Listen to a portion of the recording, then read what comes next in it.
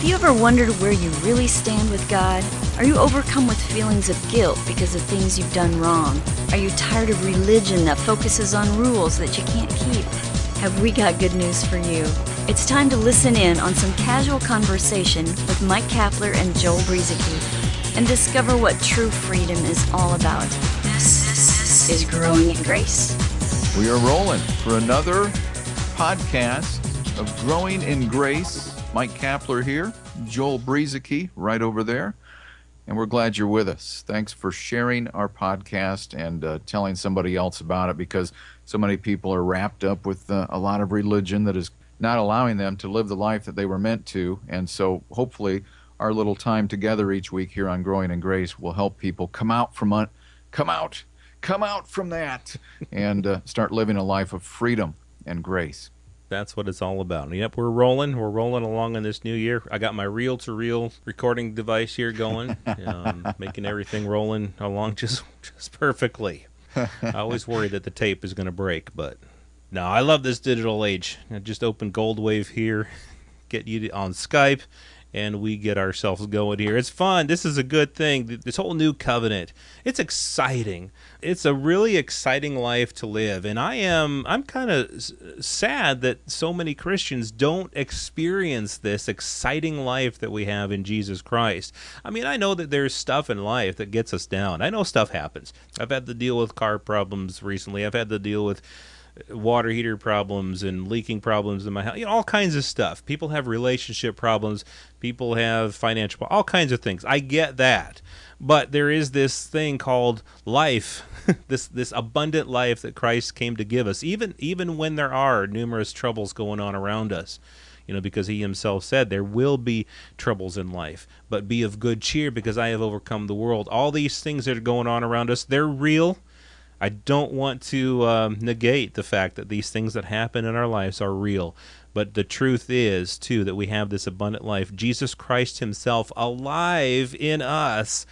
And we don't have to be stuck under that old covenant mindset where we're struggling and striving to perform for God to live up to his expectations, because this new covenant is based on the finished work of Jesus Christ. The work is already done for you to be accepted by God, for you to be one with God. So the work is all done. We get the joy and the privilege of resting in it because of the finished work of Christ. Well, you mentioned something before we started recording, because I think one way that we can contrast the old and the new covenant here is to talk about the difference of love under the old covenant versus love under the new covenant. Because again, we're under completely separate covenants here now. They aren't intertwined. They don't mix together. You just don't shake them up and out comes a milkshake that tastes delicious. It doesn't work that way. True. They're two separate things, and the old covenant has been made obsolete. But, we talk a lot about being freed from the law and the commandments, Joel, but I'll bet one of the commandments that we're going to talk about here, most people don't think that this one would be included. Yeah, you wouldn't think so, because Jesus himself said it, and here's the story. Here's where the story starts. That the Pharisees and Sadducees were gathered together, and one of them, it says, and this is Matthew 22:40. One of them, a lawyer. Imagine a lawyer asking a legal question.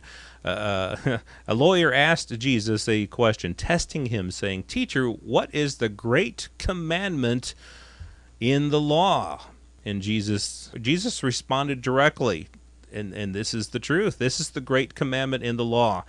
You shall love the Lord your God with all your heart, with all your soul, and with all your mind. This is the first and greatest commandment, and he got that directly from the law. And then he said, and the second is like it. You shall love your neighbor as yourself. Again, if you go back and look, there's 613 laws in the Old Covenant, and that was one of them.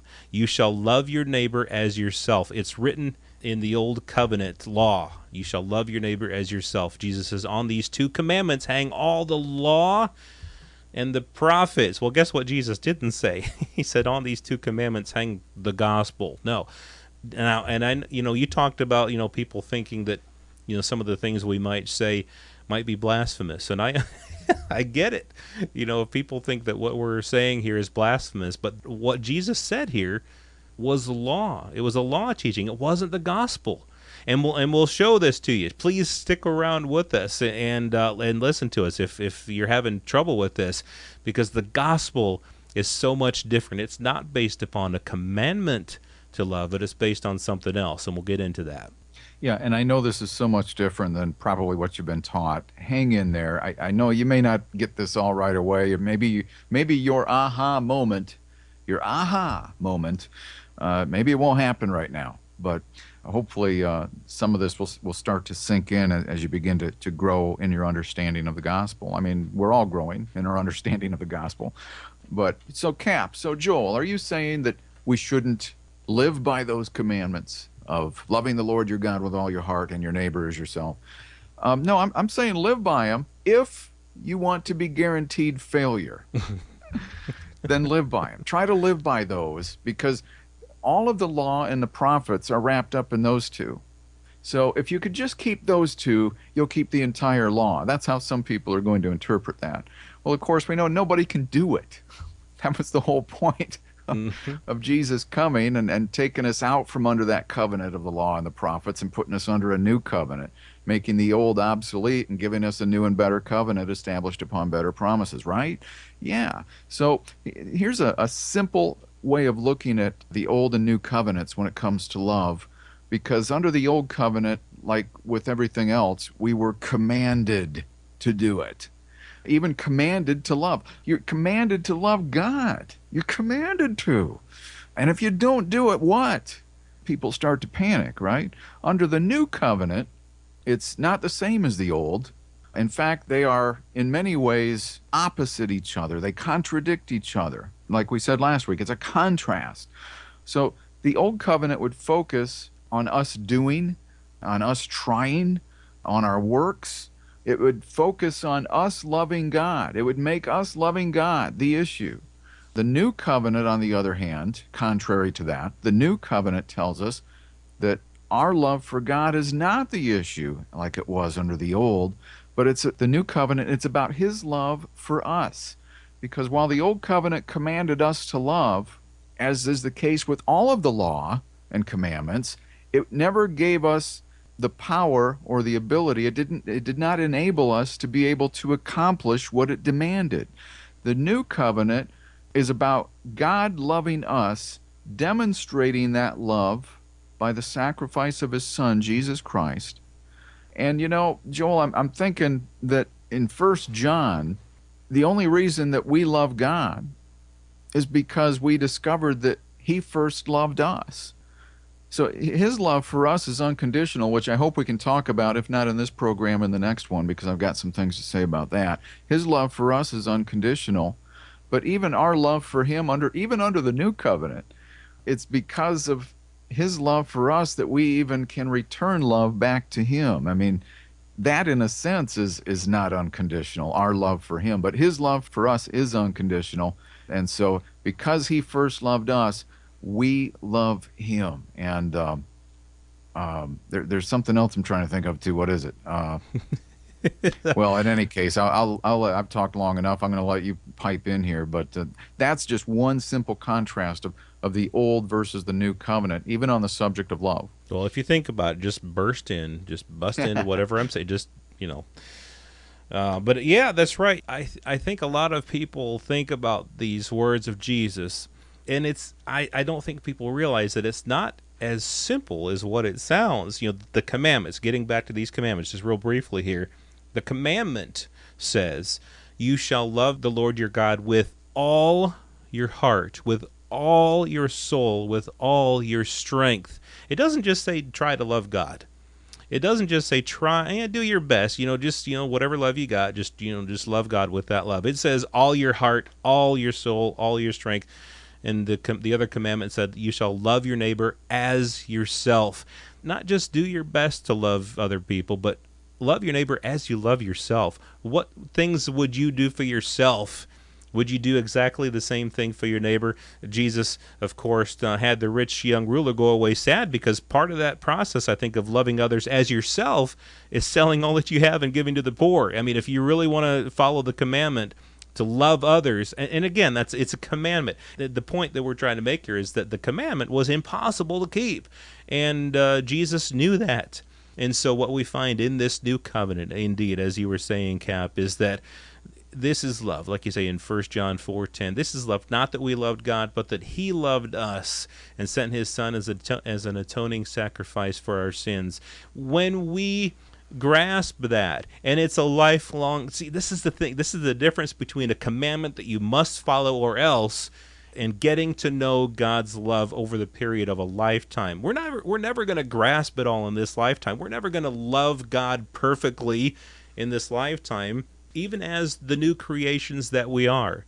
And we are new creations. We have the perfect love of God in us. We have the capability of loving God like he loves us, but it's a gradual learning, growing process. And so, we get to have the privilege of knowing God's love and at the same time reciprocating that love over a period of time, over the course of our lifetime, and growing in it, rather than it being this set in stone commandment that we must follow. There's a huge difference there, and there's a lot of freedom there too.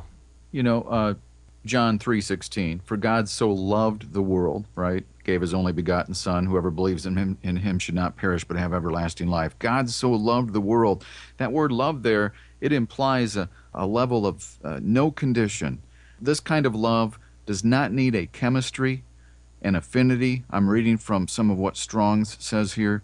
It does not need a chemistry, it does not need an affinity or a feeling. A lot of the writers of the Old Testament or people under the Old Covenant, they don't even know or could not understand what this word meant before Jesus came. And something I was looking up, Joel, if you go back to some root words of this word love in John 3:16, I found this very interesting. It also means friendship, to be friendly to one, to wish him well. He associates with one a companion. And get this, Joel, it can also mean this: one of the bridegroom's friends who on his behalf asked the hand of the bride and rendered him various services in closing the marriage and celebrating the nuptials. Wow. That's just an awesome type of love. There's something to that we really need to realize, that it's something that we can't muster up in and of ourselves. I think that's one of the reasons why Jesus came. One of the big reasons was because all of this stuff we couldn't do in and of ourselves. If a person wants to try, they can try all they want.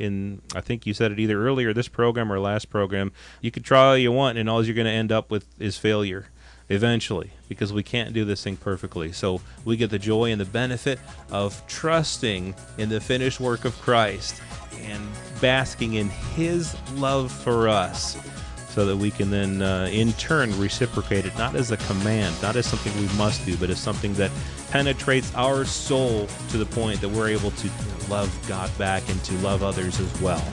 Well, it's been another edition of Growing in Grace. We'll be back with more talk about this new covenant and some other things as well next week, right here on Growing in Grace. This has been Growing in Grace with Mike Kapler and Joel Brieseke, heard online through various internet sources around the world each week.